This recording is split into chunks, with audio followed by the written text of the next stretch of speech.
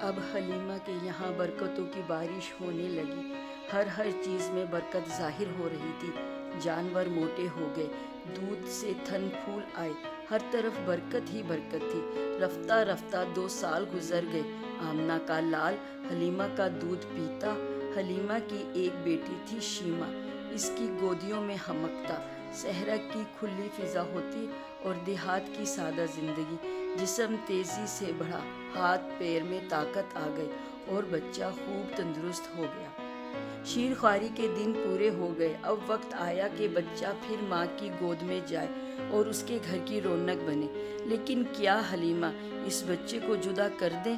ایسے بچے کو جو ان کے لیے سراپائے برکت تھا، مجسم رحمت تھا، باعث راحت تھا اور موجب سعادت تھا۔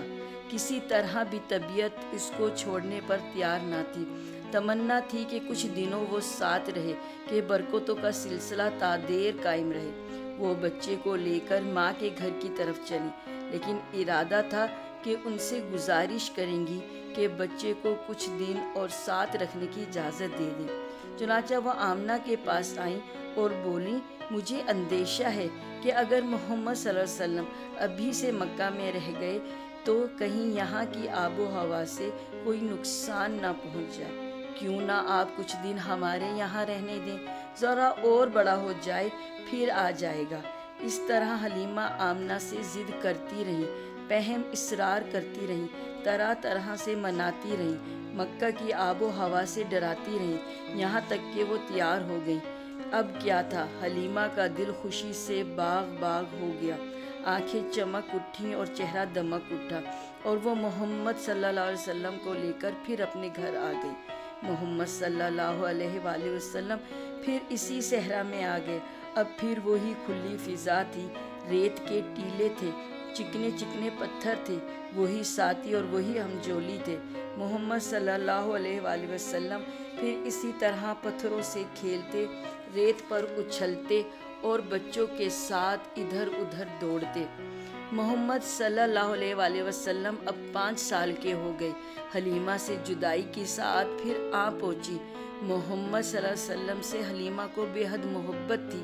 وہ سچ مچ ان کی آنکھوں کی ٹھنڈک تھے، ان کے دل کا سکون تھے۔ محمد صلی اللہ علیہ وآلہ وسلم کو بھی حلیمہ سے بے انتہا محبت تھی۔ نبوت ملنے کے بعد بھی جب وہ آپ کے پاس آئیں تو آپ میری ماں کہہ کر لپٹ گئے۔ حلیمہ کے لیے محمد صلی اللہ علیہ وسلم کی جدائی سوہانی روح تھی، لیکن کرتی کیا؟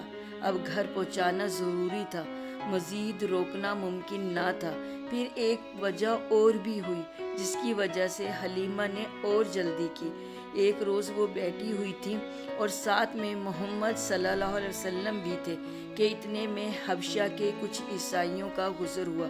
بچے پر نظر پڑتے ہی وہ ٹھہر گئے، قریب آئے، اسے غور سے دیکھنے لگے، ایک ایک چیز کا جائزہ لینے لگے۔ حلیمہ سے پوچھا، بھئی کیسا بچہ ہے یہ؟ پھر وہ آپس میں باتیں کرنے لگے، اس بچے کو لے لیں، اس کو اپنے یہاں لے چلیں گے، یہ بچہ ایک عظیم انسان ہوگا، ہم خوب جانتے ہیں کہ یہ کیا بنے گا۔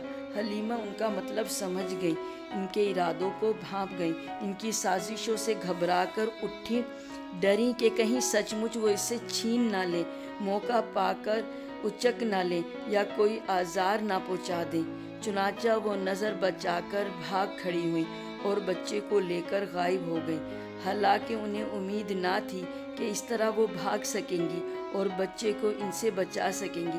پھر جتنی جلدی ممکن تھا وہ آمنہ کے پاس پہنچی اور ان کی امانت ان کے حوالے کی، تب کہیں جا کر اطمینان کا سانس لیا۔